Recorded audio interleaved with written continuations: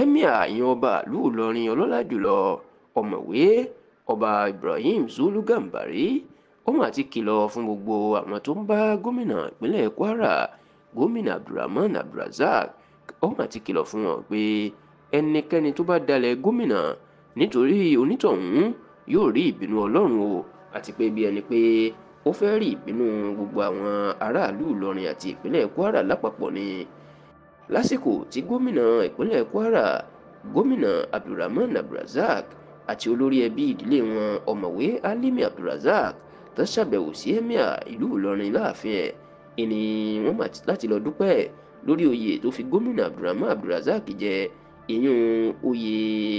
Saudana ìlú Ìlọrin ìní wọn Emir má sọ̀rọ̀ yìí ẹ̀ sì rántí pé láìpẹ́ yìí ni Emir ìlú Ìlọrin ọlọ́lá jùlọ ọba Ibrahim Zulu Gambari ó fi gómìnà Abdulrahman Abdulrazak joyè Saudana ti ìlú Ìlọrin tó jẹ́ oyè ńlá oyè pàtàkì ní ìlú Ìlọrin tó sì jẹ́ pé eléyìí ìní olórí ẹbí àwọn gómìnà tóun náà tó joyè Mutawali ìlú Ìlọrin ìyún ọ̀mọ̀wé Alimi Abdulrazak ló ṣíwájú gbogbo ẹbí wọn láti lọ dúpẹ́ lọ́wọ́ Emir ìlú Ìlọrin. Nígbà tí Emir ń sọ̀rọ̀ ìlú wá ṣe ìkìlọ̀ pé gómìnà ó tọ́ sí ipò náà làwọn ṣe fi jẹ Saudana ó ní gómìnà ń ṣe dáadáa fún ìlú Ìlọrin àti ìpínlẹ̀ Kwara ó lóun sì rí ọwọ́ Ọlọ́run ní ayé ẹ̀ nítorí pé bí ò bá sọwọ́ Ọlọ́run ní ayé ẹ̀ olóyè tó fi jẹ gẹ́gẹ́ bí alága gbogbo àwọn gómìnà Nàìjíríà ó ní kì í ṣe oyè kékeré ó ní eléyìí ti fi hàn pé ẹni tí Ọlọ́run rán níṣẹ́ òun gan ni gómìnà Abdulrahman Abdulrazak àti pé ìdí nìyẹn gan tó ń fi jẹ oyè Saudana ìlú Sokoto ó tún wá jẹ́ kó dì í mọ̀ pé ẹgbẹ́ ẹ̀ tó jẹ́ olórí ẹbí ìdílé Abdulrahman Abdulrazak ìyún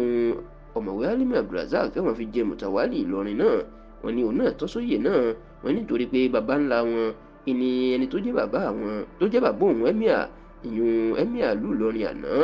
ìyún Emir Zulkarnain Gambari oní bàbá wọn tó jẹ́ mínísítà ọ̀tọ̀ ìdájọ́ lórílẹ̀‐èdè yìí Attorney-General of the Federation ìyún Abdulrazak tó tún jẹ́ amòfin àgbà Senior Advocate of Nigeria tó jẹ́ bàbá àwọn gómìnà ìpínlẹ̀ Kwara ó ní bàbá òun ló kọ́kọ́ fi jẹ oyè Mutawali ìlú Ìlọrin tó sì ní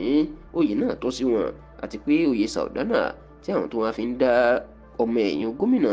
Abdulrahman Abdulrazak lọ́lá báyìí ó jẹ́ oyè tó tọ́ sí i ó wá tún ṣe ìkìlọ̀ fún gbogbo àwọn tó ń bá ọkùnrin náà ṣiṣẹ́ pé ẹni bá dalẹ̀ gómìnà yìí òní yóò rí ìbínú Ọlọ́run àti ìbínú àwọn ará Ìlọrin àti ìpínlẹ̀ Kwara. Kábíyèsí jẹ́ kó di mọ̀ pé òun kì í ṣe òun lòun kọ́kọ́ sọrú ọ̀rọ̀ yìí ó nígbà tí bàbá òun náà wà lórí ìtẹ́ ìyún Alhaji Zulkarnain Gambari ó ní nígbà tí gómìnà ìpínlẹ̀ Ọ̀yọ́ àtijọ́ ọ̀gágun Abdulkarim Adisa tó ṣàbẹ̀wò sí bàbá òun lọ́dún 1992 pẹ̀lú àwọn kọmíṣánná tó ń bá ṣiṣẹ́ onírú ọ̀rọ̀ náà ni bàbá òun sọ fún wọn pé ní bá dalẹ̀ ẹ̀nú àwọn kọmíṣánná yóò rí ìbínú Ọlọ́run ó ní ilé ìlú náà fi sí bàbá òun jẹ́ pẹ́nikẹ́ni nínú àwọn tó ń bá gómìnà Abdulrahman Abdulrazak ṣiṣẹ́ tàbáwọn tó ń ṣiṣẹ́ lábẹ́ tó ń jẹ lábẹ́ tó bá dalẹ̀ ẹ̀ náà yóò rí ìbínú Ọlọ́run ìbínú Kwara àti ìbínú ìlú Ìlọrin.